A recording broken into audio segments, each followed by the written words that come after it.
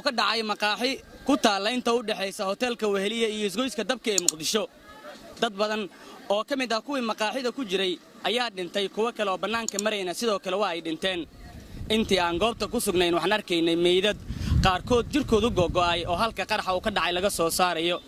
dhaawaca sidoo kale ma jiro tiro rasmi ah, hase ahaatee gaadiidka gurmadka degdega ah ayaa durba goobta gaaray oo daabulay dadkii ku dhaawacmay qaraxii halka ka dhacay.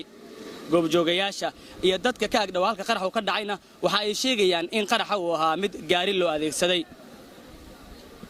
aniga iyo saaxiibo kale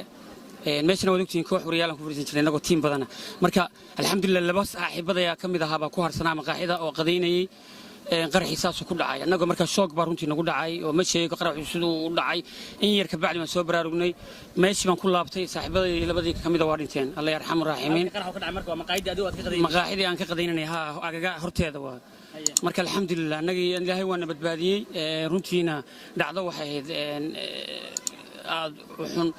ka bacdi labadii saaxiibada waa ku dhinteen 5 kale meydana waan arkay dhaawaca tiraahan ma sheegi karo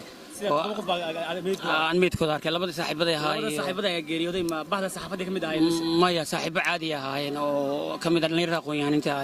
Soomaaliyeed ee magaalada Muqdisho jooga. dadka dhinta marka kulli waxay maqaayadda gudaheeda ku sugnaa may ahayn mise dad banaanka ku sugnaa dad banaanka ku sugnaa way ku jireen dabcan kulli sababtooda waxaan way qarxeen la saaxiibada baan garanayay inay gudaha ku jireen oo labada mid ka saaray laakiin shantan kale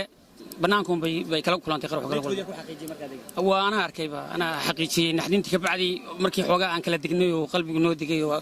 shoogii naga baxay baan gartay waaba raadiyay taargedan raadiyay wajigooda aan arkay runtii nin kamida waaban sawiraan ka qaatay dhimashada waa qof marka geeri dhaawac ma cadeyn karo wallahi ama min ambalaas daqiiqada ka bacdi baa timid waa la daldalay dadkii waxna gacanta dadka bajaaj baa lagu qaaday wax badan ambalaas ta qaaday